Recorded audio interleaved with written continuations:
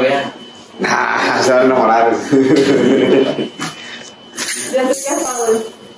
Papá que sabe. ¿Por qué casamos?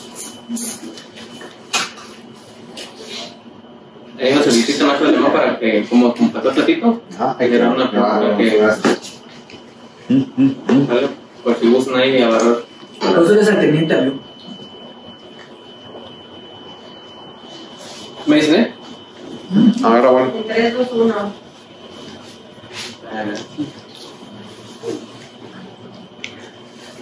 Ahí está grabando. Bueno, No el sé. día de hoy vamos a ver esto, bueno, este tema, prácticamente porque algunas de las manifestaciones, la manifestación principal a veces que viene con todo esto, aparte de la disnea, es la hemoptisis, con los síndromes de hemorragia alveolar masiva. Igual va a ser como, pero quedó separado el tema en dos para poder darle un diferente enfoque, tanto el uno, que es una visualización un poco más extensa de lo que pasa con los síndromes de hemorragia alveolar difusa, y como tal, la hemoptisis masiva, que es la presentación que a lo mejor más nos puede meter en aprietos en cuanto a lo que es manejo y tratamiento, ¿verdad? Independientemente quizá de la causa que lo haya generado. Entonces, pues vamos a partir con... No es que no sé cómo... A ver, ¿cómo puedo reaccionar? Y bueno, la agenda pues va a ser, como les comento, síndromes de hemorragia alveolar difusa y hemoptisis masiva, ¿verdad? El contenido de uno y bueno, la cuestión del otro. Y como tal, los síndromes de hemorragia alveolar difusa sí es como normalmente se conoce o lo conocen, lo más bien lo refieren en la bibliografía. Síndromes de hemorragia alveolar difusa, su conjunto de entidades nosológicas que pues van a presentarse así. Para eso vamos a comenzar con el primer caso clínico, ¿verdad? El cual le solicitan interconsulta de urgencias para valorar el ingreso a la terapia de una mujer de 24 años. Sin antecedentes de importancia para el padecimiento actual, inició con dolor poliarticular, extraxial, predominantemente cefalea, alteraciones visuales, enrojecimiento facial, dolor torácico de tipo pleurítico, hemoptisis escasa. Posteriormente, en menos de 24 horas, pues volviéndose franca. Hoy por la mañana, era con aumento de la tos, dificultad respiratoria, disnea, refiriendo a llevar más de medio litro de sangre expectorada. Al ingreso a urgencias, lo llevan con los signos vitales como lo ven ahí: 110, 70, 110 de frecuencia cardíaca, 26 respiratoria saturando 90% con mascarilla reservorio a 10 litros por minuto. Y pues se notaba con taquipnea, se venía polimnéica, con parálisis facial. A la exploración física, un frote pleural y un síndrome de derrame pleural. Así fue como se presentó esta mujer a urgencias. Se le hacen exámenes generales a su llegada de urgencia, unos básicos, a la toma de muestras. Entonces encontramos pues lo que tenemos aquí, ¿no? Una hemoglobina de 10, un hematócrito 27, plaquetas con trombocitopenia, leucopenia, neutrófilos en 1.5, glucosa de 110, la urea, había elevación de creatinina, de urea. Y bueno, aquí en la gasometría pues nos daba un patrón mixto, como si fuera una tanto hipoxemia, y bueno, como también hipercapnia, como si estuviera haciendo una insuficiencia respiratoria tipo 2. Y bueno, con elevación de marcador de inflamación, y en el ego, micromaturia más piuria estéril, y también hay pues trazas de proteinuria. Entonces es una presentación como tal. Le toman su radiografía. Esta es la radiografía de urgencias, si le toman. Y pues empezamos a destacar aquí algunas cosillas, ¿verdad? No sé, maestra, que si puede comentar un poco de lo que identifica usted en primera instancia en esa radiografía. ¿Está normal? ¿Está anormal? ¿Qué no?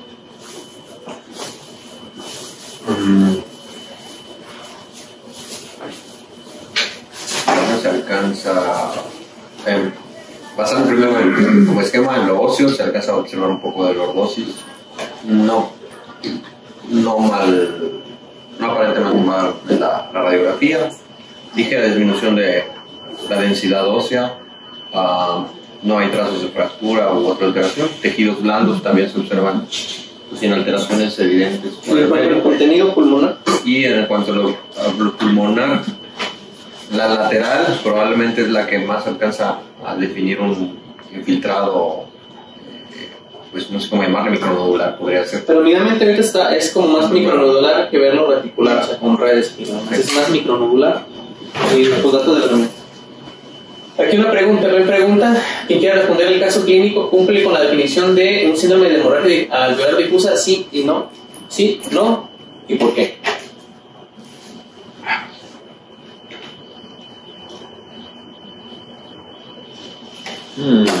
Más problemas. Y todo hay café y hay un pan de lote por si gusta.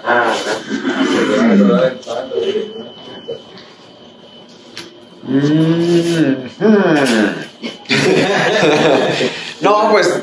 Tuvimos que prestar mucha atención en el caso porque vienen regados los síntomas. Vienen regados los síntomas. Bueno, mira, a ver. Por lo que alcancé a revisar, que no fue mucho, pero lo alcancé a revisar, es que sí hay sí pudiera ser porque tienes infiltrados bilaterales, micronodulares, un deterioro pulmonar agudo, exactamente, con disnea, exactamente.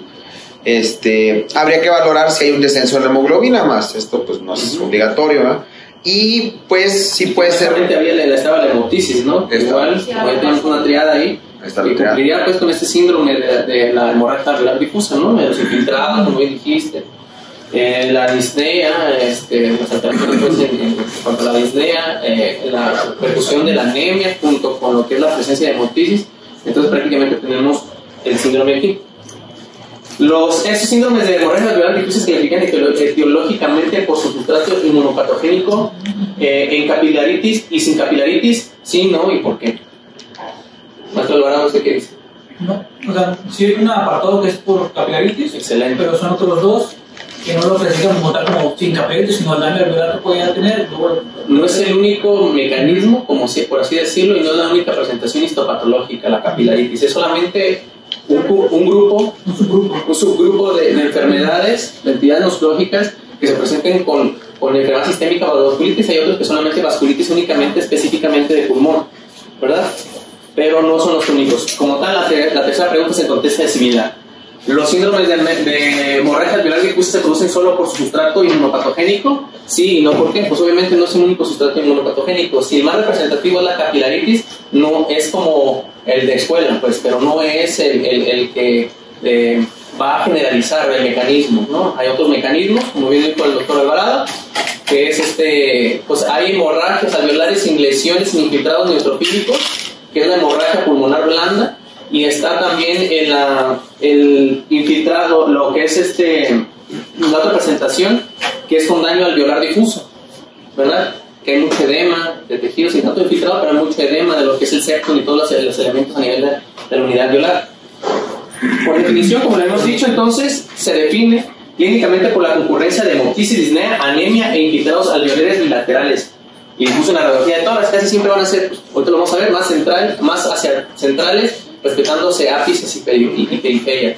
Que eso nos puede confundir un poco quizá con la hemorragia, con el edema agudo pulmonar. Entonces hay que contextualizar todo. Nos podemos ir a poder equivocarnos. El origen es diverso y las características comunes: sangre en el espacio, esto se presenta por sangre en el espacio alveolar, una lesión en la pared de los vasos, de los alveolos pulmonares. Puede ser, como documentamos, con o sin capilaritis. Ahí se responden la mayoría de las preguntas. Igual, esta es una clasificación de Chapel-Hill que solamente es la que es únicamente orientada hacia las vasculitis, que hay de medianos, pequeños y grandes vasos, y que conforme van saliendo más recursos en cuanto a diagnóstico en lo que son las pruebas de ELISA y como lo que son las ANCAs y lo demás, se han redistribuido y se han vuelto un poquito a reformar en lo que son los grupos. Pero lo más importante aquí es de que, bueno, a nivel pulmonar vamos a encontrarnos principalmente lo que son de vasos pequeños, ¿no? Wegener, Strauss, microscópica, púrpura, heterogonia mixta, angiitis cutánea, leucocitoclasma. Más unos con lo que es indirectamente anticuerpos que afectan al vaso sanguíneo, y otros que generan cúmulos de anticuerpos, como cúmulos se precipitan y se generan cúmulos y desencadenan la respuesta inflamatoria, ya sea con activación complemento, y los demás son un ataque directo, ¿no? A través de activación de los neutrófilos para hacer una respuesta inflamatoria sistémica a nivel de la vasculatura. La clasificación como tal no se ha encontrado una directamente específica, si bien para estudios o para aplicar prácticamente para el estudio o para poder como tener un entendimiento mejor, una separación de las enfermedades, la comentan en los libros de neumología, sí, que es entidades que cursan con un síndrome de hemorragia alveolar difusa con capilaritis, que son casi todos los mecanismos inmunogénicos, inmunopatogénicos, como aquellos que cursan sin capilaritis, que no solamente a lo mejor vienen uno que otro inmunogénico aquí, pero que es muy directamente derivado de afectación ya sea renal, pulmón, síndrome de pulmón renal, como otras que son intoxicaciones, que son tóxicos, que son medicamentos, como lo hemos visto con la miodarona, entre otros, ¿no? Que es más específicos hacia este sustrato. La patogenia, como tal, es la lesión del septo alveolar, que puede ser arteriola, vénula, capilar, que se observa en los síndromes de hemorragia alveolar difusa, puede producirse por varios mecanismos patogénicos, lo que contestaba la última pregunta. Puede ser de etiología tóxica, incluso infecciosa, hipertensión en el lecho vascular capilar, capilaritis pulmonar, ¿verdad?, que tiene su sustrato inmunológico, y las idiopáticas, que viene siendo una mezcla miscelánea de diferentes mecanismos. Y en cuanto a los inmunopatogénicos, vamos a encontrar, como les comentaba, depósitos de inmunocomplejos, ¿verdad?, que son prácticamente las enfermedades subyacentes esas, y anticuerpos citoplasma anticitoplasma neutrófilo con una inmunofluencia negativa, y otros que tienen un depósito lineal que es muy representativa, pues el síndrome de Wood-Parkinson, que se hace una diferenciación con el lupus por el tipo de cúmulo lineal. Aquí la diferencia, pues prácticamente, que bueno, sí que el otro es más un depósito granular que más que lineal, ¿verdad? Y bueno, continúa el caso. Se aceptó la paciente a la terapia, pasó primero a la tomografía antes de entrar a la terapia, ¿verdad? Ya estando ingresada en la terapia, posterior a 2 horas, la paciente ingresó, al sur de las 2 horas posterior a su ingreso, comenzó otra vez ya con alteración de estado de alerta, somnolencia, con aumento de la hemoptisis, aumento del trabajo respiratorio, a pesar del apoyo de mascarilla respiratoria 15 litros por minuto. Ya tenemos signos vitales que se iban hacia la baja, ya están empezando a manifestar datos de choque, ya con la alteración de estado de alerta, la hipotensión, taquicárdica y compensando, con frecuencias respiratorias ya muy marcadas a 33 y saturando pues ya prácticamente en 82, con temperatura de 38.2, con los exámenes, a comparación de los que vimos en urgencias, esto ya fue aquí en la terapia, donde vemos ahora es un descenso de la hemoglobina un poco más marcado, continúan las plaquetas bajas, aumentaron más la creatinina, la urea. La gasometría pues tuvo todo un impacto más fuerte, a pesar de ya tener aquí una reservorio un FIO2 al 100%, con la más que el reservorio pues podemos ver ahí ya con hipercalemia, entre otros tipos de afectaciones, ¿verdad? Vemos los tiempos normales. Y bueno, esa fue la tomografía que le tomaron ya de regreso en la terapia. ¿Y qué nos llama aquí la atención, doctora Mariana? Hay un infiltrado difuso y alveolar. Es alveolar. Quizá aquí la tomografía, como no es de alta resolución, el patrón casi radiográfico de Boxell, ¿verdad? Histopatológico en la tomografía, como es simple, a lo mejor podemos especificar si están dentro del alveolo, si están perialveolar, si están en la parte de la linfa, para poder darle el patrón, pero sí vemos prácticamente un ocupamiento alveolar, se ve como un vidrio ilustrado con infiltrados. Entonces pues tenemos esta que nos sugiere prácticamente quizá la tomografía que estamos ante pues, una hemorragia alveolar difusa. ¿Qué pasó aquí? No, pues se procedió al manejo de la vía aérea, difícil, pues por la endoscopía difícil, se vinculó a ventilación mecánica, un tubo de 8, a 22 centímetros de los incisivos superiores, había un abundante sangrado a través del tubo endotraqueal. Pues prácticamente teníamos disponibilidad de broncoscopía, se pasó a la broncoscopía, ¿verdad? Y en los lavados alveolares pues se hizo toma de muestras, de lavado alveolar para muestras, por lo que vamos a comentar ahorita más en el diagnóstico, pero lo que nos damos cada vez aquí que cuando se fue selectivamente a los segmentos pulmonares empezaron a hacer los lavados con 50 a 60 mililitros de solución, cada vez eran más hemorrágicos, ¿verdad? De las alipotas que iban saliendo, y pues con tal dejaron prácticamente confirmado pues que esto se trataba pues sí de una hemorragia alveolar difusa. O sea, al principio se presentó con la clínica, la sospecha, y ya con la broncoscopía, aparte de todo las tomas las tomas de muestra que se hicieron, algunas nos pueden servir como para poder descartar, así hacer el diagnóstico diferencial sobre la causa que lo generó. Pero ya con las alipotas es lo que más nos confirma que sí está presentemente una hemorragia a nivel del alvéolo. ¿Qué características clínicas, radiográficas y de laboratorio esperarías encontrar? ¿Cómo se llama el doctor de Gerardo? Características clínicas, pues la que es comentado, que era la hemoptisis, la disnea, el infiltrado. Radiográficamente también un infiltrado micronodular. Del laboratorio se podría encontrar una disminución de la hemoglobina. Bueno, aparte de ese paciente, a mí me pareció que también tendría un lupus. Podría conformar un lupus eritematoso y como mencionabas en el bueno, que era una causa adyacente de la hemorragia celular difusa, entonces creo que es Sí, quizá todavía ya adelantándose y atando cabos de que pues eso tiene una presentación sistémica, si tiene serositis, si tiene otros tipos de datos clínicos. Aquí lo que más pudimos encontrar en cuanto a una hemorragia cerebral es lo que ya hemos visto poco a poquito en cuanto a laboratoriales, hay regados, la clínica, los exámenes de las radiografías. Pero la presentación clínica como tal, pues se espera que fuera un inicio subagudo, que se aprecia todo entre una semana de evolución como se presentó en la paciente. Recuerdan que fue casi 3-4 días en el deterioro, se fue así de un 2x3. Los síntomas que cumplían la triada pues, de la síndrome de hemorragias alveolares difusas. Obviamente la dificultad respiratoria en cuanto a la cuestión clínica, que pues la mayoría, algunas que presentan, pues llegan a presentar o a requerir el apoyo con ventilación mecánica. Todo lo clínico a nivel de la auscultación pulmonar, las radiografías con las opacidades, y si se trata de la tomografía, pues el vidrio esmerilado que ya vimos previamente, con las opacidades reconstitutivas. Aquí menos que sea una recurrencia, ¿verdad? Y que sea algo más recurrente, esto depende del tipo de patología, ¿verdad? Se pueden presentar en lugar de micronodulaciones o opacidades microalveolares, se pueden ver ya más como hacia la fibrosis, hacia la consolidación un poquito más grande, ¿verdad? Y hacia fibrosis pulmonar y opacidades reticulares, el patrón reticular. Y en cuanto al laboratorio, pues obviamente la mayoría se presenta con anemia, y eso también puede traducir el curso de cómo llegó, cómo está sangrando y cómo está presentándose la cinética de la anemia. Que en la mayoría, por el curso, a veces los que son un poquito más crónicos, sin darse cuenta, pues es un poco más hacia la ferropenia, pero también se pueden presentar anemias por enfermedad crónica, sin tanto impacto en la ferropenia, sino en la utilización como tal del hierro.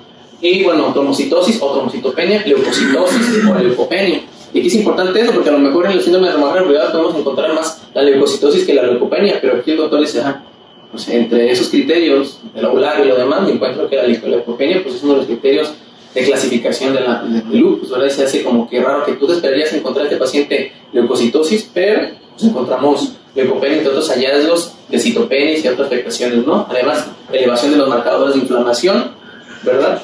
Y bueno, tenemos lo que vimos en la radiografía, ¿no? Los infiltrados micronodulares, sobre todo más hacia excéntricos, respetando periferias y ápices, y lo que es la tomografía, que a veces nos podemos encontrar desde el vidrio esmerilado hasta un parchado loco, le dicen pavimentación loca, así como que a zonas de hay más zonas donde se ve más hiperventilada ciertas partes y otras con ocupamiento alveolar por parte de la hemorragia que está habiendo, entonces se ven contrastados todas las zonas parchadas, que también es otro tipo de patrón que nos podemos encontrar. ¿Hasta qué porcentaje está ausente la hemoptisis en los síndromes de hemorragia alveolar difusa? Hasta el 40%. Así es, aproximadamente es 33%. Y si te das cuenta, no todas las hemorragias alveolares difusas van a venir con la hemoptisis. Y eso nos va a poder generar conclusiones cuando vemos la radiografía, los estudios de laboratorio y nos encontremos que está en un edema pulmonar, un síndrome de dificultad respiratoria aguda y diferenciales que nos podemos perder en el diferencial porque no vemos claramente que existe la hemoptisis, entonces nos podemos un poquito equivocar, pero se pueden presentar hasta un 33% de la ausencia de la hemoptisis en los síndromes. Entonces es algo retador porque no es tan manifiesto. Ya escupe sangre y dice, pues obviamente lo único que hay que descartar que no sea una pseudo hemoptisis y no viene de vía aérea, no sé qué especificar si viene a nivel del alveolo para poder decir que es alveolar. Y presentación clínica, vamos a pasar a la presentación clínica, ya lo vimos, disnea, hemoptisis, de aparición, a veces algunas son de aparición más tardía la hemoptisis, la disnea es lo primero que empieza y la intensidad es variable de acuerdo a la afectación de la transmisión de gases, la anemia, les comentaba, fiebre, entre otras, y lo que hay que prestar mucha atención a todo esto es identificar manifestaciones sistémicas, extrapulmonares, ¿ven? Como vimos, proteinuria, piura estéril, vimos la anemia, vimos aparte de eso, elevación también de los asuados en el riñón, vimos otro tipo de situaciones, venía con alteraciones visuales, venía con quizás afectación de una uveitis, una idiosiquitis, ¿verdad? Venía con otras manifestaciones. Y aparte, pues igual en cara venía con otras manifestaciones de rash. Entonces, venía con derrame pleural, no se especificaba si tenía cambios a los ruidos de la auscultación, si venía con derrame pericárdico, un frote pericárdico, lo demás, pero había derrame pleural y había dolor tipo pleurítico. Entonces, como que trae muchas manifestaciones sistémicas como para ignorarlas, ¿no? Para clínicamente, la gasometría, claramente con hipoxemia, intensidad variable también, con un gradiente alveolo-arterial amplio, ¿verdad? Está interrumpida la hematosa y ocupamiento de sangre, probablemente el gradiente aumenta. Y el factor de difusión para el monóxido de carbono, pues son entre las pruebas de función pulmonar que se pueden hacer, pero la mayoría se omiten en este sentido porque pues, los pacientes vienen críticos, vienen graves, como para hacerles pruebas de función pulmonar no es como lo ideal, pero se esperaría un aumento, ¿verdad? Con la sensibilidad casi hasta el 100% de que pues, puede haber ahí alguna transmisión del gas. La radiografía de los detectores, como ya lo vimos, y la tomografía, ¿verdad? Con esos cambios que les había comentado previamente. Histopatológicamente les comentaba, aquí ya a nivel de las biopsias casi es como para el desempate, porque muchas veces puedes llegar a hacer diagnóstico de entidades nosológicas bien definidas con estudios de sangre, serológicos, marcadores, anticuerpos, y obviamente las vasculitis ojalá pudiéramos, ¿verdad?, tener la confirmación de la biopsia, pero muchas veces, a menos que exista una duda real, se biopsia, y se biopsia no solamente el pulmón, sino lo que esté más accesible y lo que conlleve menor riesgo. Pie, riñón, ¿verdad?, tabique nasal y todo lo demás, o sea, una biopsia nasal para poder ver, no irse directamente al pulmón. Hay pocas que a lo mejor tienen mayor rentabilidad de decir, ¿sabes qué? Le pellizco el pulmón, saco una biopsia y pues vemos, ¿no? Pero les comentaba histopatológicamente el que vamos a poder encontrar más es que tiene el mecanismo inmunomediado, que es con infiltración de neutrófilos en el espacio alveolar, después pues necrosis fibrinoidea y polvo de neutrófilos ahí regados, genera la lesión por vía de las membranas basales del endotelio, un intersticio muy delgadito que pues se rompe y empieza a fugar la sangre hacia los espacios alveolares, ¿no? Fuga de eritrocitos y pues podemos encontrar fenómenos trombóticos y en el agudo. Pero lo más aquí es esto, ¿no? Que no solamente es el único mecanismo, la capilaritis pulmonar, no es el único mecanismo de ver todos esos neutrófilos infiltrando las paredes de los septos del alveolo, ¿verdad? Con necrosis, aquí ya hay necrosis, incluso ya hay fuga de sangre acumulada. Nos podemos encontrar otro patrón diferente que es la hemorragia pulmonar blanda, que ahí prácticamente los septos se ven respetados y casi es pura sangre fuera en los espacios alveolares, pero sin tanta infiltración ni inflamación. Y por último, el daño alveolar difuso, ¿verdad? El edema de los septos alveolares y por la formación de membranas hialinas que recubren los espacios alveolares. Pero eso es como tal el edema más que nada predominante en los septos, en los alveolos, con formación de membranas. Una presentación, un comportamiento pues clínico, ojalá tuviéramos certeza de todo y por qué pasa esto, ¿no? Pero muchas veces, como no sé si han visto en una presentación previa, que tenemos el iceberg, ¿no? Tenemos la manifestación clínica en la punta y hay muchas cosas que suceden por detrás de esa manifestación clínica que son desconocidas, con causas multifactoriales que, o sea, ¿verdad? No es muy fácil llegar, qué tanto contribuye lo genético, lo ambiental, lo demás para tener esa presentación. Que a veces ni los gemelos que salen iguales, o sea, tienen el mismo comportamiento, se debutan la enfermedad de manera diferente y a veces ni debutan uno, ¿verdad? ¿Por qué sucede eso? Pues son unas cosas que ya sobrepasan el entendimiento de todo esto. Causas de capilaritis pulmonar directamente, pues están las sistémicas, las reumáticas por drogas y otras, porque también puede haber capilaritis por drogas, por otro tipo, pero no inmunomediadas, ¿no? Entonces hay que considerar toda esa situación. La hemorragia pulmonar blanda, la otra parte que les comentamos, y si nos damos cuenta, ¿verdad? ¿Dónde está? Lupus, como comentaba el doctor, lo tenemos en un mecanismo de enfermedad reumatológica inmunomediada, ¿verdad? Pero también lo tenemos en la hemorragia pulmonar blanda como uno de los como etiología de una hemorragia alveolar que se puede presentar con otro patrón histopatológico diferente, pero sigue siendo lupus. Y algo raro, como les comentaba, ¿no? ¿Por qué? Porque se presenta una con vasculitis y la otra como más común, una capilaritis y la otra más como una hemorragia pulmonar blanda, sin tanta afectación en septos, pero sí con la manifestación de la hemorragia. Y pues obviamente otros, ¿verdad? Incluso hasta con cambios de presión, como la estenosis mitral, que podemos encontrarlo pues, a nivel de los pacientes de cardio, tienen también ya problemas de estenosis de la arteria, de la válvula, de la estenosis de la mitral, con todas las manifestaciones del aumento de la presión a nivel del pulmón, que pues, termina por romper y hacer las mismas manifestaciones de hemorragia alveolar con otro tipo de manifestaciones, ¿verdad?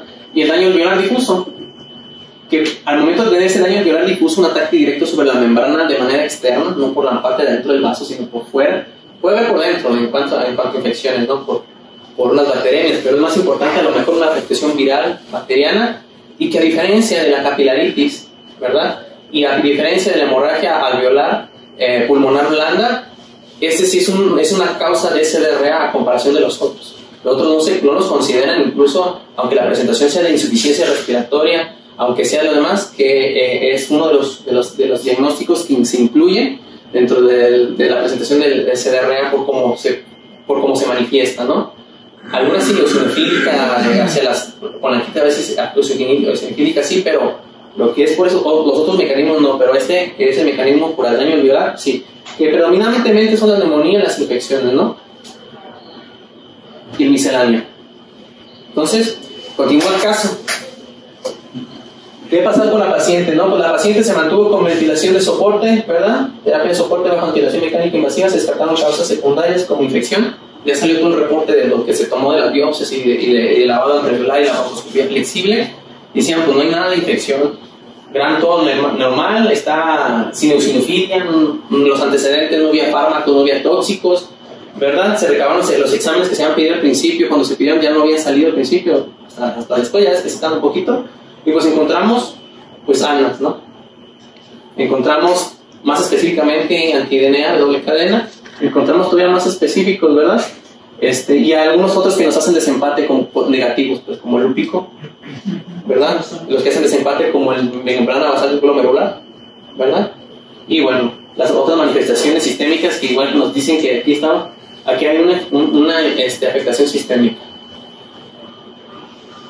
Y que si nos poníamos muy duros a clasificarla como una enfermedad del tejido conectivo y en la clasificación del olar como pues, tiene todos los criterios de lupus arriba de 15 de puntaje casi fácilmente por todo lo clínico que ya vimos y los serológicos, los marcadores, pues es esto. Se obtiene la biopsia, ¿verdad? Hay que se compre ISPI, por ahí una biopsia. Lo mejor no es transbronquial, lo mejor es hacerla por videoestroscopía o abierta. Pero aquí es el caso clínico, aquí lo podemos manipular a gusto, ¿no? Entonces, pues nos encontramos esto en la biopsia, pues para dar al final el último punto, ¿no? Que es una hemorragia alveolar sin capilaritis. No había capilaritis en la paciente a pesar de toda la manifestación sistémica, ¿verdad? Era más un comportamiento de hemorragia pulmonar blanda, que sí se esperaba de lupus. No hay que casarnos con que pues, más no hay porque no hay capilaritis. Y ese es el patrón de depósito granular en capilares pulmonares, que todavía hasta este punto no podríamos definir si es Schuch-Strauss, es membrana basal glomerular o es lupus. Bueno, todos los antecedentes previos sí, pero únicamente con la pura biopsia a lo mejor no. Hay que esperarse la inmunofluorescencia. En la inmunofluorescencia tiene el patrón granular, pues es más lupus que el patrón lineal de IgG, perdón, que el patrón IgG sobre la membrana, ¿no? ¿Cuáles son los diagnósticos diferenciales contra únicamente el síndrome de la presentación pues de este síndrome de la hemorragia alveolar difusa? No sé si me estoy dando a entender. Sí, ¿qué otras cosas son? ¿Qué otras cosas pueden parecer esto? Ajá. Edema agudo pulmonar. ¿Qué más? SIRA, por otras diferentes causas. Un COVID que te dé SIRA se puede dar la presentación, ¿verdad? TB. Como le dijeron, está el SDRA, neumonía multilobar, neumonía por aspiración, neumonía sinofílica aguda, anticoagulación excesiva, incluso una sobreanticoagular con hemorragia pulmonar por anticoagulación nos puede dar el problema, y como lo habían dicho, pues una hemorragia pulmonar. La tromboembolia, por el mecanismo de irrigación que tiene el pulmón, a veces la hemoptisis es muy tardía, por como se sigue, aunque se infarte el pulmón ya es como una presentación más tardía de la sangre del infarto pulmonar. y es más, la manifestación es más tardía en cuanto al tromboembolismo. A veces el libro lo pintan mucho de que la tromboembolia y empieza uno a toser sangre, ¿no? Pero no sucede tanto. Sucede todo el colapso hemodinámico, el ver se truena antes de que todas las manifestaciones, se choca, se muere, y los que son de mediano impacto, o sea, de bajo riesgo a mediano, pues los que sobreviven, son los que a lo mejor algunos que no se trataron terminan con este tipo de presentación. Pero volviendo al caso, ¿cuál es el enfoque para el diagnóstico entonces de un síndrome alveolar, hemorragia alveolar difusa? Creo que me falló ahí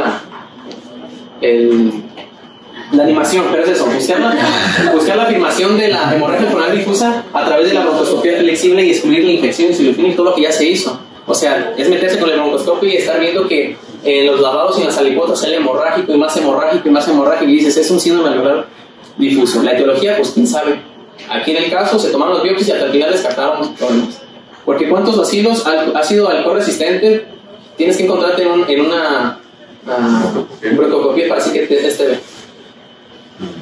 Pues uno, ¿no? O sea, porque está haciendo un bacilo ahí adentro, ¿no? O sea, como que no es como lo normal que tengamos uno. Entonces, así de necesario es hacer todo el descarte de las cosas, ¿no? Para poder, quieras o no, pues es descarte. Y a veces, cuando se presenta la manifestación de la hemoptisis masiva, que ahorita vamos a ver por qué le cambió el nombre con riesgo potencialmente mortal, que es la definición más correcta, más que manejarlo como masiva. Pues las cuestiones son como cosas muy de sintaxis, muy de llegar a un consenso de cómo decir las cosas, pero al final se entiende, ¿no?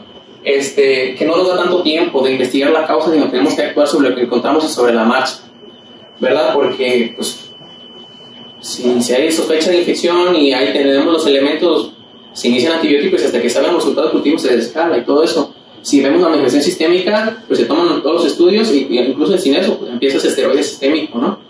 De esa manera. ¿Cuál es el método diagnóstico preferido para entonces el síndrome de síndrome de hemorragia alveolar difusa? Sí. Ahorita no estamos hablando de la causa, la etiología que nos va a llevar, no hay que meternos en que es inmunopatogénico y estamos esperando biopsias y biopsias, no. Aquí para esta entidad, hasta este punto, paso intermedio, la broncoscopía es como que el método flexible por las facilidades, ¿no? Está, bueno, ya no, o sea, ya la tenían ahí luego en la punta de la boca, ya, en la punta de la lengua ya tenían cuál era la situación. Los demás que nos pueden ayudar, las tomografías de alta sensibilidad, o sea, son muy específicas, muy sensibles para ese tipo de situaciones. Pero pues es un corte en ese tiempo, no estás ahí como viendo que estás sacando sangre y eso tiene es más práctica, pues, es más rentable, más eficiente, es más adecuado, puedes tomar exámenes, puedes hacer los diagnósticos diferenciales y demás. La evaluación diagnóstica y diagnóstico diferencial, como lo quieran llamar, evaluación diagnóstica o abordaje diagnóstico, ¿verdad? Son 3 fases: confirmar la existencia de la hemorragia alveolar, excluyendo otras causas, establecer la gravedad y velocidad de progresión de la hemorragia y investigar el origen. Es como una propuesta que nos dice de manera ordenada, aunque la verdad a veces todo el escenario es muy catastrófico y no hay casi un orden, sino que sobre la estabilidad del paciente y sobre la marcha vamos actuando, ¿no? Interrogando, descartando, tomando biopsias y ordenadamente mientras se está preservando la estabilidad, la oxigenación, la ventilación, el soporte. Y si hay algo que nos está orientando, como incluso no algo objetivo y clínico, sino incluso hasta un antecedente, ¿no? Pues echaron de varona y presentó todo esto, o estuvo inhalando cocaína y se presentó toda la hemorragia alveolar. Entonces, sobre a veces por esos antecedentes que tienen se actúa, ¿verdad? Como vimos, contexto clínico adecuado, la triada y tenemos la sospecha. La ¿verdad? Tenemos la sospecha. La gravedad, con lavado, la cantidad de sangre, lo que se ha ido contabilizando, el grado de anemia, el deterioro, ¿verdad? Qué tan inflamado, qué tan grave está. La identificación de la causa, quizá nos pueda dar un poquito más de información, una historia clínica completa. Hay enfermedades que se presentan solamente más en jóvenes, en viejitos, más en mujeres, en hombres, ¿verdad? La historia laboral y de ocupación es importante, ¿verdad? Por el pulmón de granjero, por la silicosis, las asbestosis, por el hábito tabáquico, sobre todo en el good pasture, el vapeo, muy de moda, ¿verdad? Que también generó muchos problemas de hemorragia alveolar difusa, enfermedades subyacentes, consumo de drogas y otras pistas. Más que por la causa, pistas para el diferencial de la síndrome de hemorragia alveolar difusa, que también son útiles hasta este punto, ¿verdad? Exploración física, pues todo lo que encontremos, ya sea de manera sistémica en articulaciones, piel y en otros lados, ¿no? a nivel de idiosinclitis, uveitis anteriores, soplos cardíacos, estenosis mitral. Todo eso es importante recabarlo para poder hacia dónde estamos orientando la búsqueda y quedarnos con uno o dos diferenciales ya en la causa. Porque, digamos, pongo que ya hicimos broncooscopía y dijimos si es un alveolar difuso, pero ahora la causa, búscale. ¿Qué fue lo que generó? Pues la evaluación complementaria nos va a ayudar mucho a eso. Si no hayas, ¿verdad? Incluso una vez que presenté hice una presentación sobre vasculitis, me tocó tiempo generarla, al final te dice también eso, o sea, realmente pues empieza, si tienes una manifestación en la cual ir y tomar biopsia como piel o demás, pero te sale negativo o no es concluyente y ves otra manifestación sistémica, pues búscale algo sistémico que te pueda ver, que no sea algo que sea una vasculitis de un órgano en específico, que hay una vasculitis sistémica. Y sobre todas esas, las vasculitis, la mayoría son secundarias, muy pocas son primarias como una entidad reumatológica directa, sino que pues es el VIH, es la hepatitis C, es la hepatitis B, son otras manifestaciones, ¿no? Otras causas, perdón. Y bueno, la evaluación de la hemorragia alveolar difusa, pues pruebas generales, pruebas de enfermedades automediadas, pruebas de enfermedad celíaca, pruebas diversas basadas en la evaluación clínica. Y son las diferentes baterías diagnósticas que hemos pidiendo. A lo mejor alguno no salió como el BNP, no, a lo mejor no lo vieron preciso en la mujer pedir el BNP para ver si era algo más cardíaco que otra cosa, pero como que olía como pato, ganaba como pato, y hay muchas cosas que dicen, bueno, ¿por qué tenemos el BNP? Hay personas que pues igual en su contexto lo piden. Al final diferencial nos quedamos con el enfoque de neumo, que el enfoque de neumo es más así. Hace ratito les presenté un más amplio y más diferente por los diferentes patrones histopatológicos. Ya a nivel de la capilaritis así se divide. Las inmunomediadas con capilaritis y sin capilaritis, ¿no? Continúa el caso, al final ya, para darle terminado al caso. Como comentaba, se mantuvo bajo ventilación mecánica invasiva, se instaló tratamiento con esteroide sistémico más inmunosupresión, ¿verdad? Se logró la estabilización del cuadro, remitió la hemorragia alveolar y se pudo progresar de la ventilación hacia la extubación. Se dio de alta para continuar el tratamiento en un piso. Allá le siguieron dando rituximab, su esteroide, ya en desescalada, ¿no? ¿En qué consiste el tratamiento ¿en qué consiste el tratamiento de ya esta entidad? Si era lupus, pero ¿en qué consiste este tratamiento? ¿Verdad? ¿Y qué hubieras hecho diferente en todo el enfoque que se le dio?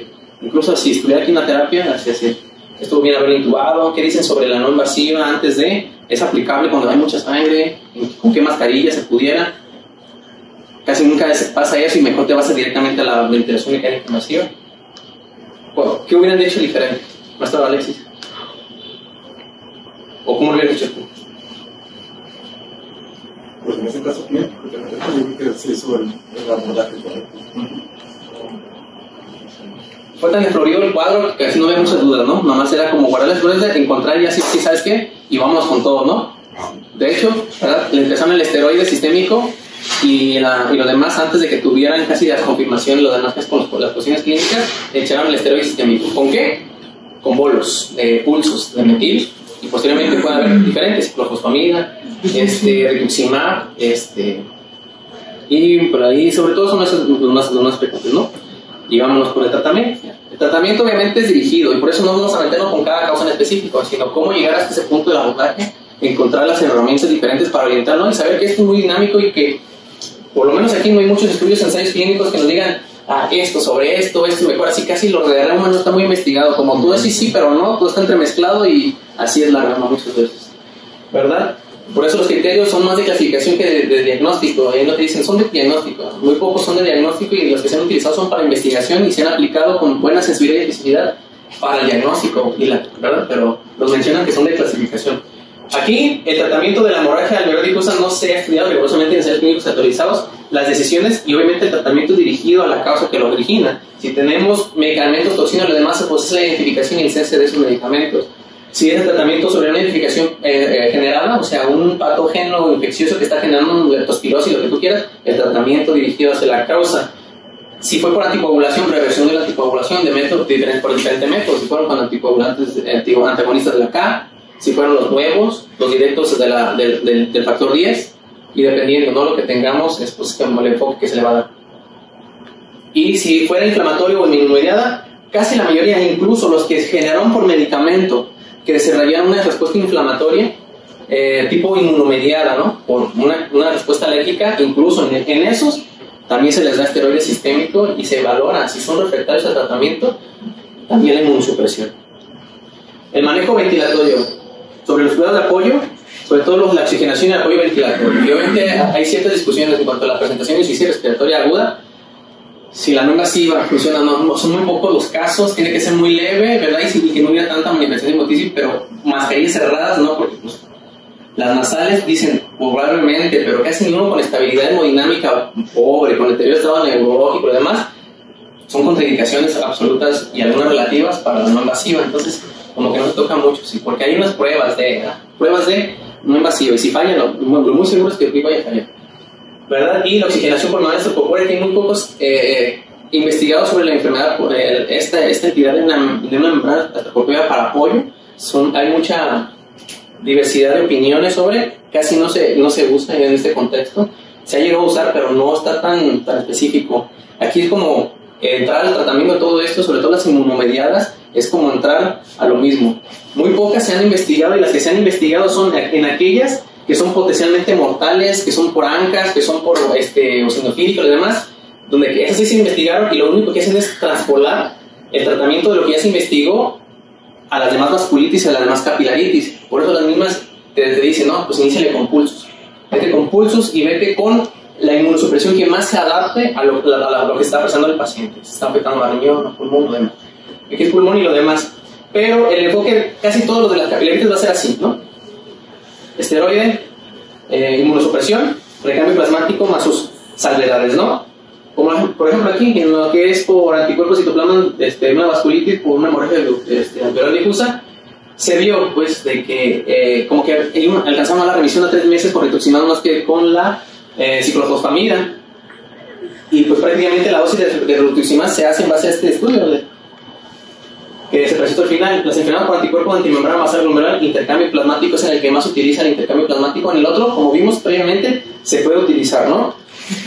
Recambio plasmático, ¿no? Y ya dependiendo si hay hemorragia o no hay hemorragia, todo se hace con albúmina, una parte con plasma fresco congelado, o de plano todo con plasma fresco congelado, sí. No hay sangrado, hay alto riesgo de sangrado o hay sangrado activo, así respectivamente, ¿verdad? Tribulonía mixta grave y pues sus salvedades. En esta que tiene una causa secundaria que son las infecciones, pues se trata concomitantemente la infección con lo demás. Pero que si se dan cuenta que están los pulsos y los inmunosupresores. Pulsos e inmunosupresores, ¿no? Pulsos e inmunosupresores. Ya la hemorragia alveolar difusa inducida por fármacos, la reacción autoinmune y de expresividad, porque les comentaba, si la genera el fármaco, aparte de retirar el fármaco y está generando y hay fracaso del tratamiento y hay refractariedad, también se utilizan los pulsos, incluso la por lo que es exceso de anticoagulación, les comentaba, pues eso, si fuera antagonista de vitamina K, si viene sangrando, pues reversión, ¿no? Con los 4 factores, los precipitados, con plasma fresco congelado, con vitamina K directamente o con anticuerpos directamente, pero exclusivamente en caso del dabigatán, ¿verdad? Incluso nosotros que utilizan pues prácticamente las transfusiones, incluso transfusión de plaquetas en algunos casos donde hay ya inhibición, por ejemplo, plaquetaria de la población, de la población primaria. Hemosiderosis pulmonar, que pues es la que se va se cronifica más y se va hacia largo plazo con corticoides, y el daño alveolar difuso debido a una infección, pues terapia antimicrobiana, que es dependiendo de la causa. Entonces, si nos vemos, es como que meterse a hablar de terapia específica tras específica. Terapias experimentales, sobre todo en la cuestión de los trasplantes con ácido amilocaproico, pero dice, no se ve estadísticamente, pero sí, o sea, la mortalidad uno contra otro, 40 contra 60, parece significativo, no una cifra como tal, decir, sí, significativo, pero el de acá abajo dice, no, obviamente no funcionó el ácido aminocaproico, y seguimos en las mismas en cuanto a otro tipo de terapias experimentales para las hemorragias alveolares difusas. En ese contexto únicamente particular hace falta ver lo demás. Y el pronóstico, LED, vasculitis, gut vaso y lo demás, tiene una alta mortalidad. Hemoptisis masiva. Al final lo vamos a tomarlo de esta manera, un repaso de lo que ya vimos, y es como quizá volver a repetirse estas cosas. Y para no volver a repetirse estas cosas, es decir, ¿qué hacemos con una hemoptisis masiva? ¿Verdad? Una hemoptisis potencialmente mortal en la terapia, o por qué es importante, o por qué se nos puede el paciente así, por qué es tan malo el pronóstico, por qué se nos puede morir si no se trata de 75-100%. Entonces, y como esta parte, a pesar de que el 33% se presenta sin esta entidad de la hemoptisis, del 5 al 15% se puede presentar en los que han tenido un episodio de hemoptisis potencialmente mortal, y realmente al final ya de manera global es el 2%, es muy bajo, pero se puede presentar. Y casi cualquier causa, hay cierto grupo de causas como las bronquiectasias, el cáncer broncogénico, las enfermedades por TB y lo demás pueden generarles la potencialmente mortal, pero las demás también lo pueden hacer, ¿sí? No están exentas, pero son las que más se presentan hasta un 90%. Entonces, definición, pues es sangre procedente de las vías respiratorias inferiores, o sea, que no sea una pseudo, que no sea de boca, no sea en otro lado, y es escasa, franca, masiva, así la habían dividido anteriormente, no, y prácticamente es por la cantidad de mililitros, que realmente a veces es muy difícil medirlo y que tengamos una certeza de cuánto es lo que está realmente expectorándose. Se cambió más la definición a mayor, a potencialmente mortal, pero la definición que predomina en cuanto a la masiva es esto, 100 por hora o más de 150 en 24 horas, la definición más actual. Esta comenta todavía de 500 a 600 en 24 horas. El abordaje diagnóstico, pues es quizá volver a hablar de hemorragia alveolar difusa, ¿verdad? Pero hay hasta un 33% que son criptogénicos y hay que también ver que esta hemorragia no venga de otro lado que no sea de vía aérea, ¿verdad? Se basa en el sitio de sangrado y, bueno, también cambia por las alteraciones. Esos son los diferentes lugares donde nos puede sangrar la vía aérea, quizá no tanto al alveolar difuso, en la membrana alveolar también puede haber lesiones traumáticas de la vía aérea por una intubación, por el sondeo, por la aspiración, incluso hasta los cateterismos de la arteria pulmonar que le dan, que puede haber perforado, lesionar un vaso con un de Swan-Ganz, les puede lesionar, puede presentar la manifestación de una hemoptisis potencialmente mortal, pero que tiene un contexto diferente, es inmediato al procedimiento y tiene otra explicación a comparación de lo que viene muy raro, ¿no? De que se presentó de repente y hay que buscarlo, ¿no? Y causas más comunes y se han ido modificando y siguen evolucionando son estas, el 90% más frecuente, y que por lo general las fúngicas, las TEP, las necrotizantes, las bronquiectasias y el tumor broncogénico, aquí no está, pero eran de las que nos van a... nos acota mucho el diagnóstico diferencial las que se presentan de esa manera, pero lo que les dije, no son las únicas que se pueden presentar, hay otras, ¿verdad? Como la que vimos, que se pueden presentar con vasculitis, capiolitis, que se pueden presentar de manera muy masiva. Caso clínico, para contextualizar un poco, un hombre de 40 años ingresa a cuidados intensivos por quirúrgico y craniotomía más la sección completa del tumor del ángulo cerebroso. 9 horas de cirugía, sangrado de mil, hallazgo importante, pues había mucho edema, tumor vascularizado con adherencias, estructuras contiguas. Se le coloca huesos, ingresa extubado y el paciente ya le manipulan ahí como 9 horas, sale extubado, le colocan cráneo. Hipertenso, bradicárdico, con alteraciones ventilatorias en la frecuencia respiratorias, desaturando, ¿no? Pues otra vez va para adentro tubo. Y usted procede a la intubación, visualiza una laringoscopía directa, pues un Cormac 4. Al final se canaliza con videolaringo, ¿verdad? Y bueno, se hizo instrumentado con Buggy. Y a los 5 minutos posterior a la intubación comenzó con un sangrado franco. O sea, no, es como que pues, no había nada antes, ¿no? Y después de la intubación, tras el procedimiento de una vía aérea difícil, presenta el sangrado. ¿Qué sospecharía como causa de la hemorragia, doctora Isaac? ¿Y qué sospecha? No está diciendo, sí, bueno, sospecha. No, es que puede ser bastantes cosas. ¿Tú esperarías una fístula traqueoarterial? ¿Le hicieron algo ahí a nivel de una traqueostomía baja o algo, no? ¿Le hicieron un procedimiento en la arteria pulmonar en cateterismo, no? O una ruptura de una vena pulmonar por una cauterización de arterias pulmonares para un tratamiento de PA, ¿no? Como que no hay mucho, ¿no? Para dónde hacerse. Causas iatrogénicas en pacientes clínicamente enfermos, pues comienza después de la intubación traqueal, trauma de la vía aérea inferior. Comienza después de un periodo de latencia de unas 2 semanas después de la intubación, es una fístula traqueoarterial o una traqueostomía colocada en la posición más baja del cuello, y o portador de catéter de la arteria pulmonar, probablemente una ruptura de la arteria pulmonar o infarto pulmonar, después de la ablación con criobalón de la presión articular, por aislamiento de la vena arterial. En cada contexto nos está dando una diferente explicación. El 95% de las hemorragias de hemoptisis masivas, potencialmente mortales, se debe a una hemorragia de... ¿Alberto? Circulación de la arteria bronquial. Así es. El 95 se presenta ahí. La importancia de esto es porque se vacían rápido los pacientes, que es una arteria bronquial. ¿Por qué? Por la alta presión que manejan este tipo de circulación, ¿no? Proporcionan suministro de la sangre a las vías respiratorias, son de alta presión, se revientan en caso de la bronquitis, pero son esas presentaciones masivas de que el paciente puede estar en riesgo de la vida del paciente. ¿Cuál es el abordaje inicial para la evaluación del paciente ingresado en la unidad de cuidados intensivos con hemoptisis? Es quizás repetir un poco lo de la hemorragia alveolar difusa sobre que todo es muy catastrófico, vas sobre la marcha al mismo tiempo y de manera frecuente haciendo esto, pero pues tienes la definición, ¿verdad? Causas comunes, las piensas, puedes ir investigándolas, pero bueno, ya te adelanté la respuesta hace ratito, pero describir el manejo inmediato de la hemoptisis masiva, poner en orden lo que harías primero y lo que harías después, es que muchas veces sucede todo a la par.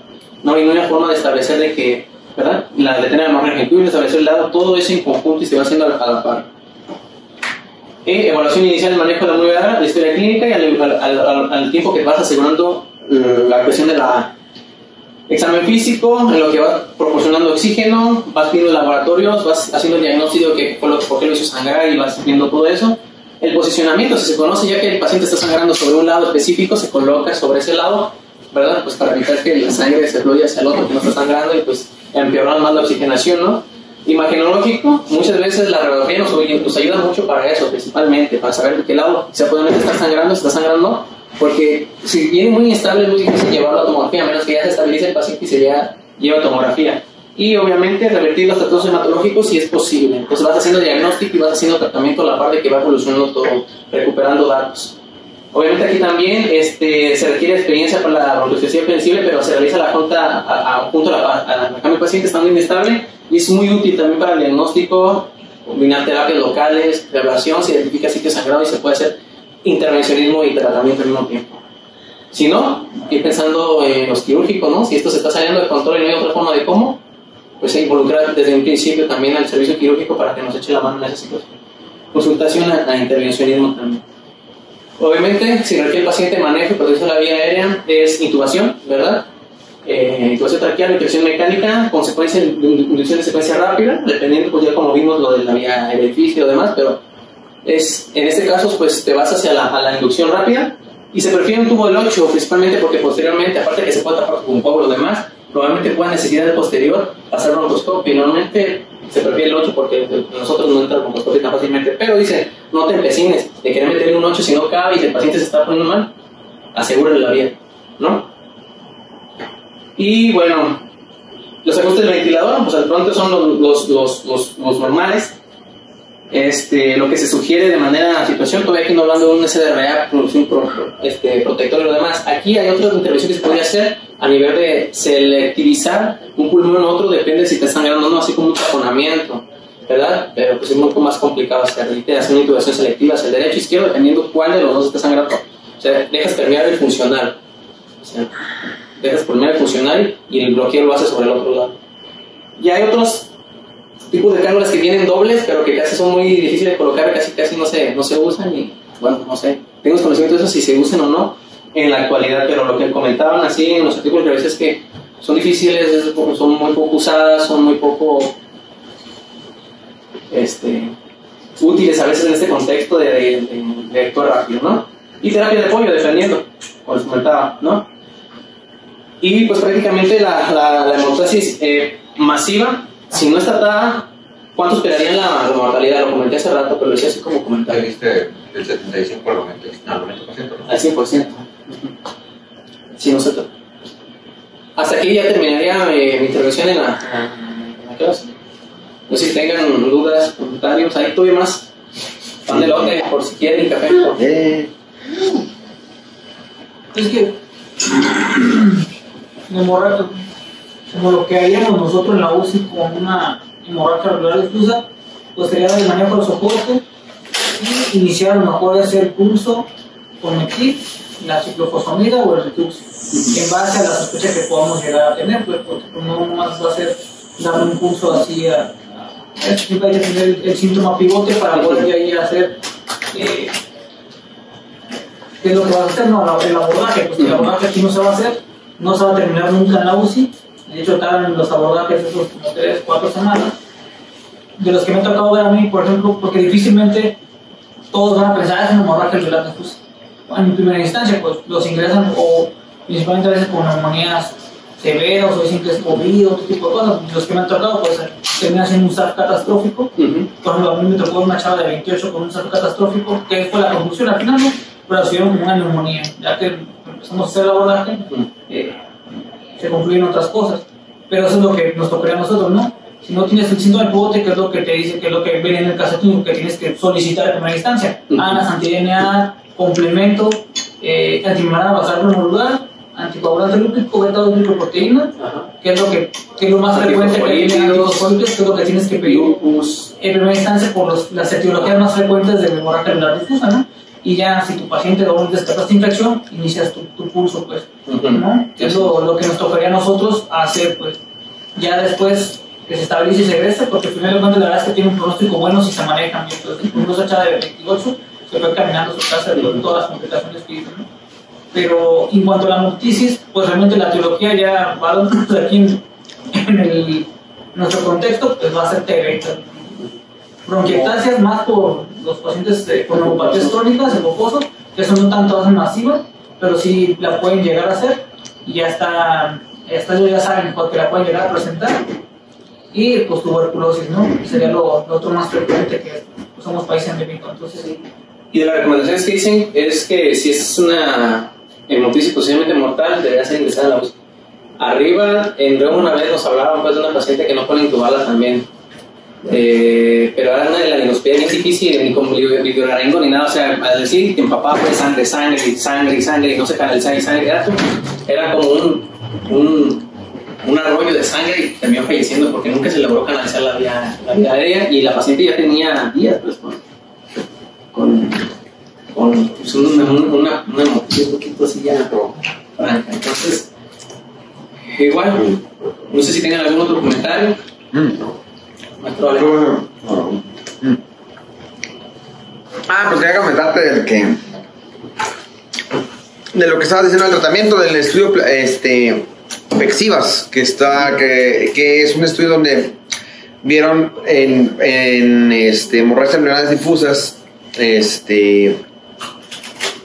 por vasculitis principalmente, cuál era la diferencia entre hacer una plasmaféresis o no hacerla, o dar pulsos de esteroides comparado con una dosis de esteroides un poquito más más moderada, sobre todo no tanto en la dosis inicial, sino en la titulación en la reducción de los esteroides. Entonces finalmente se vio que el intercambio plasmático no afectaba, no servía para nada, pues la plasmaferesis, pero no servía para nada. Y de hecho ya de los únicos lugares donde se puede reservar el uso de la plasmaferesis es cuando tienes un gut bacillus, exactamente. Y más que nada porque como son tan escasos, pues realmente no se puede refutar, ¿verdad? Entonces teóricamente pues sí funcionaría, pero... Y que las sesiones, como no se la vieron, la pasé muy rápido porque es como un tratamiento muy específico de cuando tienes identificada la causa. Se recambia 4 litros diario por una semana, así por 2-3 semanas. Y en el caso de las vasculitis es diferente, son 7 sesiones. Y casi siempre el recambio que se hace con albúmina es dependiendo si no tienes ningún sangrado, si tienes alto riesgo de sangrado para al final dejarte 1 o 2 litros al final para un plasma fresco congelado. O si dais sangrado activo, es todo el recambio con plasma fresco congelado. Y es diferente, pues, pero para el que tiene mayor evidencia es para el gut bacillus. Casi siempre cuando se utiliza es cuando ya en el contexto de refractario A, tratamiento ya como pulsos, con Rituxi, y trae sus salvedades, ¿no? Incluso por la elevación del suado, el ajuste en los pacientes más mayores y lo demás de utilizar, ya sea ciclofosfamida, a utilizar Rituximab, a utilizarlo uno versus el otro, ¿no? Entonces sí tiene como sus salvedades. A lo mejor lo más rescatable en nuestro contexto, aparte de usar la plasmaféresis, sería la titulación del esteroide, que ya ves que luego a veces se resulta controversial, ¿no? Hemos tenido pacientes. Lo que dicen algunos sobre eso es, bueno, que tú ya dices tu pulso de 3-5 días con metil, a 15, en el caso de las vasculitis, papilaritis, y de 15 a 35, no me acuerdo si en gut bacillus, no me acuerdo cuál, en gut bacillus, ¿verdad? Pero igual, te dicen, no te pases, entre 500 y 1000 no te vas a pasar de, ¿verdad? Entonces divididas o una vez al día, por 3 a 5 días, posterior a cambias a un bioral, a 1 por kilo de peso, prednisona, ¿verdad? También de 60 a 80 no pasarse de, y empiezas con algunos cuando empiezan a hacer el cese del 50% a la semana, y después posteriormente con los esquemas de desescalamiento que hacen, sí, ya hay remisión. O sea, si ves que ya remitió la enfermedad, no vas a empezar a desescalar y el paciente pues, todavía no tiene la remisión, o datos de remisión en el cuadro de la enfermedad, que es otra situación.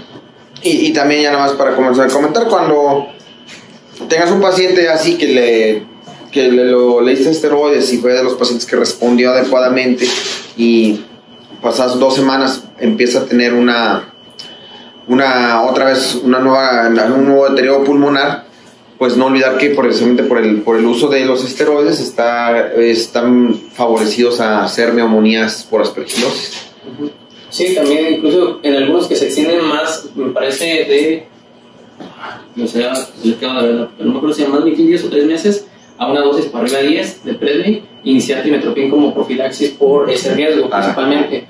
Y la otra situación es que también en aquellos que hacen plasmaféresis, cuando se hace, prefieren a los que tienen como con datos de infección o que tienen muy alto riesgo de infección, al final pasar inmunoglobulina, pero al final de la plasmaféresis. Incluso ya el recambio y lo que hagan posteriormente tiene que ser después de la plasmaféresis. O sea, medicamentos y lo demás después de la plasmaféresis. ¿Algo más?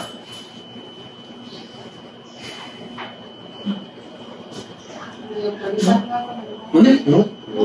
Igual, muchas veces va a ser como debutan los pacientes, pues, con una hemorragia. Sí. Pues me acuerdo que en una diapositiva pusiste que pueden hacer fibrosis.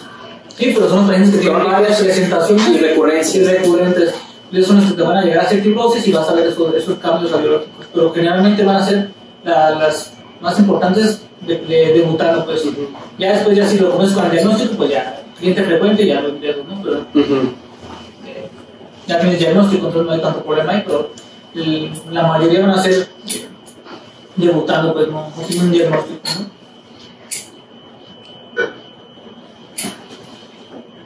Las ventilaciones invasivas, pues como ya lo dijiste, generalmente pues no están muy apoyadas por el hecho, uno, de que el paciente la tolere, dos, pues por la fisiopatología que ya comentaste, a nivel pulmonar, pues va a entorpecer pues prácticamente el manejo ventilatorio. Ya cuando se da una ventilación invasiva va a ser muy similar a una ventilación pues para un SDRA, si es una ventilación un poco pues que requiere que tengas mucha vigilancia y pues mucho seguimiento de esos pacientes. Pues generalmente pues parámetros de protección pulmonar son los recomendados. La cantidad de FiO2 pues es un FiO2 suficiente para mantener una presión arterial de oxígeno pues mayor a los 65 milímetros de mercurio y pues tratar de mantener tu normocambia dentro de lo posible. Probablemente pues va a ser complicado porque pues así es, la transmisión a nivel alveolo arterial pues no va a ser adecuada. Respecto a lo que comentabas de la intubación selectiva, pues bueno, es a través de un tubo Robert Shaw y pues generalmente es cuando está indicada, pues bueno, sí, cuando ya tenemos sospecha de que un pulmón es el más afectado y pues bueno, el pulmón contralateral, digamos, todavía nos permite una ventilación adecuada. Ese tubo Robert Shaw pues generalmente viene de 32 hasta 42 French. Generalmente para mujer va a ser de 32 hasta 37 French y en un hombre de 37 hasta 42 French. Hay tubos especiales para pulmón izquierdo, pulmón derecho. La forma de colocarlo pues igual es particular. Cada tubo. El pulmón derecho es el pulmón que digamos es más especial porque a nivel de la parte bronquial tiene su ojo de Morphy y con eso pues nos permite pues ventilar de manera adecuada pues los tres bronquios principales. El pulmón izquierdo, la diferencia con el izquierdo es un poco más largo, no tiene ese ojo de Morphy. Entonces, si nosotros, como ya lo dijiste, no es que no se tenga el conocimiento o la habilidad para colocarlo, sino es que es un tubo mucho más costoso, es poco accesible. Realmente pues algunos hospitales pues no tienen. Aquí Centro Médico yo nunca, bueno, una vez lo he visto nada más. Y pues por ejemplo el servicio de urgencias de aquí pues no. Entonces pues no es tanto el desconocimiento de la técnica o que no se sepa del tubo. Y en caso de que nada más se tenga la disponibilidad, pues se prefiere que tener un tubo derecho, que pues ese lo puedes colocar tanto izquierdo como derecho. Y la otra situación es la programación, al menos no sé, igual, me corrige, la programación cuando tienes un pulmón selectivo disminuye a la mitad la capacidad, o sea, la programación en cuanto al volumen corriente por Sí, pues de hecho, mira, lo tenías en tu diapositiva, de 4 a 6, como si fuera un baby. Ajá. Y pues obviamente tratando de adaptarte a los parámetros de protección pulmonar para ese pulmón unipulmonar. Entonces, con eso es con lo que te vas a estar manejando. Lo único que cambia son los volúmenes corrientes, frecuencia respiratoria básicamente sigue siendo la misma. Y pues no. Sí, que no trato de darle pressure y la protección. A pesar de la hipercapnia, que ya nos puede dar algo permisivo ahí, pero no. Sí, por lo que te decía, la ventilación va a ser muy similar como en una SCR. Sí son un poquito difíciles de colocar, son más flexibles. Por broncoscopio los llegan a colocar. En teoría se necesita un broncoscopio para poder introducirlos. Si lo vas a introducir así nada más a ciegas, lo metes, llegas hasta la carina, hasta que topes, y de ahí le das un giro de 90 grados para tratar de que el de este se vaya hacia el derecho. Pero sí, en realidad tendrías que tener un broncoscopio para irlo dirigiendo hacia donde necesitas. Y de hecho, a menos de que fuera una puntuación selectiva, las indicaciones de colocación todo sigue siendo similar a la paciente normal, 3-5 centímetros sobre la carina, a menos que sea algo selectivo, ahora sí. Y una de las complicaciones, como dice Noé, sobre todo al lado derecho, es que te puedes ir hacia el lóbulo superior nada más y ventilarlo nada más a ese, porque es el primero que sale. Entonces, si te pasas, nomás ventilas así y el resto se queda así. Otra cosa que hay que tener en cuenta con los tubos Robichaud, como es un tubo único, pero trae a la vez su separación de ventilación bipulmonar, bipulmonar y unipulmonar, viene con un adaptador. Entonces, ese adaptador, cuando ya nosotros queremos utilizar la ventilación bipulmonar, tenemos que colocarlo pues para que ahora sí se distribuya hacia ambos pulmones. Cuando nada más queremos, solo dejamos el tubo bronquial y con ese solo mantenemos esa ventilación pulmonar. Y pues bueno, el otro bronquio pues se queda a aire ambiente, a medio ambiente.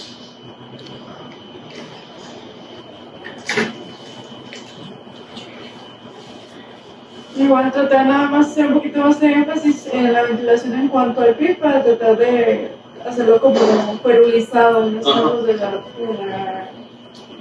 hemorragia alveolar difusa, que nos sirve un poco también la ventilación para proteger ese pulmón. Creo que hemos tenido, pero de casos de cáncer, una hemorragia alveolar difusa, una de cáncer pulmonar. Es la que me acuerdo. ¿Y si vienen los de reuma?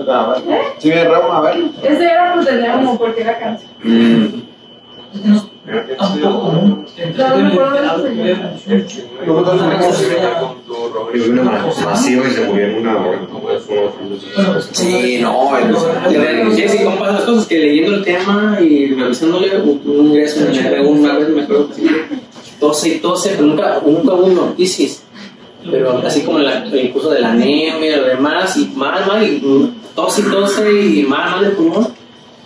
Y hasta ya ahorita leyendo eso así como muy a profundidad el tema y todo lo demás, dices, bueno, es que a lo mejor puede ser ese 33% que no se manifiesta como que, pero pudo haber sido algo así. Oigan, y otro punto. No tienen el tubo Robichaud, los neumos le dicen, intubable selectivo, pues el pulmón, que pues sí funciona. ¿Cómo lo saben? Lo pones de lado. ¿Sí? O sea, si tú no tienes broncoscopio, se supone lo que dice la literatura es que lo vas a poner del lado del pulmón sano y vas a guiarlo mediante la broncoscopia, pero no sé si la tasa pues de éxito la desconozco. Y yo he leído, bueno, nada más es girar la cabeza por la misma forma que gira el tubo y pues con eso vas a poder. La cabeza se gira hacia el lado que tú quieres intubar. Entonces va a seguir esa misma curvatura. Por lo menos no sepas de qué lado viene la sagrado. Pero bueno, mínimo tu radiografía. Es que yo pienso que es para casos particulares, ¿no? Que el sangrado venga de ese lado de la arteria. Para alguna condición iatrogénica. Ya que siempre cuando intubas selectivo el pulmón derecho, ya porque te vas a desfuerzar. ¿No quieres verlo? Aquí solo se explica. Esa es selectiva. No, se dan con atención, todavía hay, bueno, ya casi no hay café, igual puedo preparar más. Y todavía hay pastel de elote por si, pan de elote por si no hay eso. Sí, es que hoy nos acompañó un servicio de café para... No, ya subiste mucho la vara, man. Para las siguientes posiciones. Es que... Es por amigos. Entonces voy a tener un paquete de unos paquetazos ahí. Son una bolsa de Vamos a cerveza. normalizar el viernes de comida. Cada clase.